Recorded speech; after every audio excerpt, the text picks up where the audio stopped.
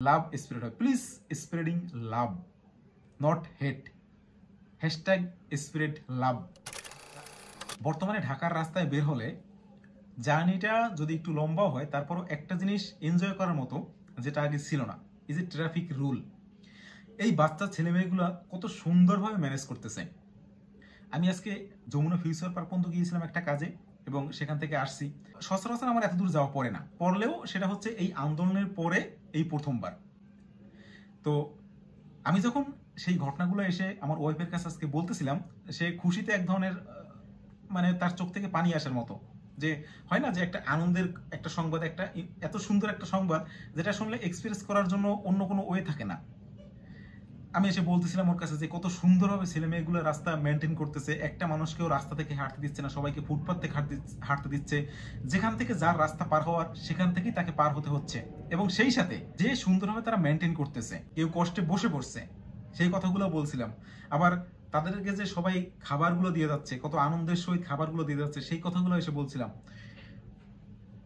আমি Jamuna future park ওভারব্রিজের উপরে দাঁড়ায় দাঁড়িয়ে একটা জিনিস দেখলাম, যে বসুন্ধরার ভেতর থেকে যে রাস্তাটা বের হয়েছে সেটার সামনে একটা বাসও ওরা দাঁড়াতে দিচ্ছে না।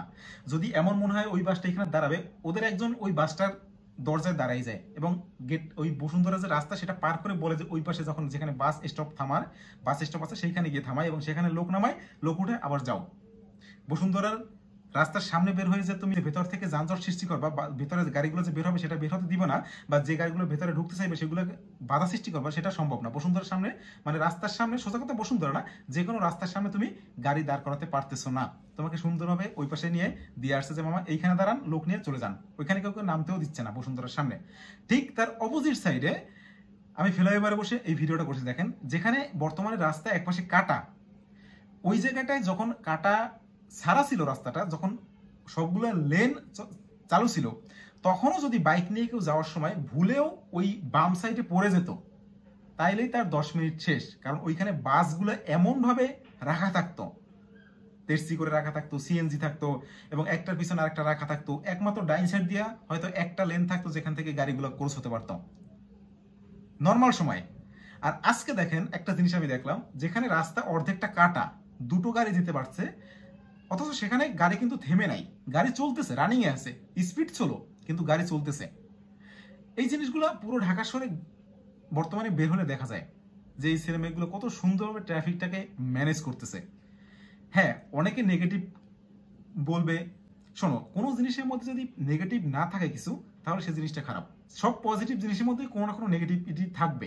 যদি সেটা না থাকে, তোমাদের যদি ক্রিটিসাইজ করার মতো কেউ না থাকে, তাহলে তোমরা যে কাজটা করতেছো সেটাও মানুষের কাছে অতটা পছন্দ হবে না, বা মানুষের কাছে ততটা প্রকাশ হবে না। তোমাদের কাজটা কতটা গুরুত্বপূর্ণ সেটা তোমাদের যে ক্রিটিসাইজ করতেছে সেখান থেকে বোঝা যায়। এই যারা ওদেরকে দেখলাম, অনেকেই খাবার দিয়ে যায়, পানি দিয়ে যায়, কলা দিয়ে যায়, রুটি দিয়ে যায়, খুব ভালো সিস্টেম। আমি দেখলাম গাড়ি ভর্তি ভর্তি এসে দিয়ে যাচ্ছে, আবার কাউকে দেখলাম আপেল দিচ্ছে, আবার কাউকে দেখলাম যারা ওই ডিউটি করতেছে, আমার ওয়াইফ বললো যে একজনের বাসায় নিয়ে আসছে কতগুলা খাবার, কলা, রুটি, বিরিয়ানির প্যাকেট 3-4টা। দেখলে সত্যি খুব ভালো লাগে। কিন্তু এগুলা কে দিবে বা না দিবে, আমি কাউকে তার জন্য অ্যাপ্রোচ করতে পারি না, বা কাউকে বাধাও দিতে পারি না। কিন্তু আমি যে জিনিস একটা বলতে পারি আপনাদের কাছে, সেটা হচ্ছে যারা রাস্তায় চলতেছেন, গাড়ি চালাচ্ছেন, বাইক চালাচ্ছেন, সিএনজিতে আছেন বা ড্রাইভিং করতেছেন, এই যে ছেলে মেয়েগুলো আছে যারা মোড়ে মোড়ে আছে রাস্তার, আপনাকে অক্লান্ত পরিশ্রম করে ট্রাফিকটা ম্যানেজ করতেছে, ওদের দিকে তাকায়া একটা হাসি অন্ত দিতে পারেন। একটা হাসি দিবেন, দেখবেন ওরাও সেই হাসিটা আপনাকে পাস করতেছে। এটা হচ্ছে একটা খুশি ছড়ানো। আমি যত জায়গায় দেখলাম একটা হাসি দিলাম, ওরাও হাসিটাকে আমাকে ব্যাক করতেছে। এই যে একটা খুশি, বেসিক্যালি আমার কাছে দেওয়ার মতো কিছু ছিল না, আমি ওদেরকে কি দিতে পারি? যেটা দেওয়ার ছিল সেটা হচ্ছে আমার কাছে একটা হাসি ছিল, আমি হাসি দিছি, সবাই হাসিটাকে আমাকে ব্যাক করছে।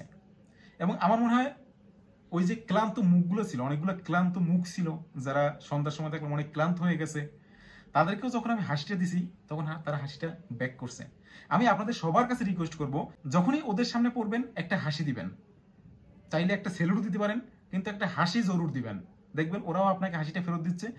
এতে ভালোবাসা স্প্রেড হবে, লাভ স্প্রেড হবে। Please spreading love, not hate. Hashtag spread love. Thank you. আর থ্যাংক ইউ সেই সকল যারা এখন তোমরা রাস্তায় আসো, ট্রাফিক ম্যানেজ করতেছো, সবাইকে।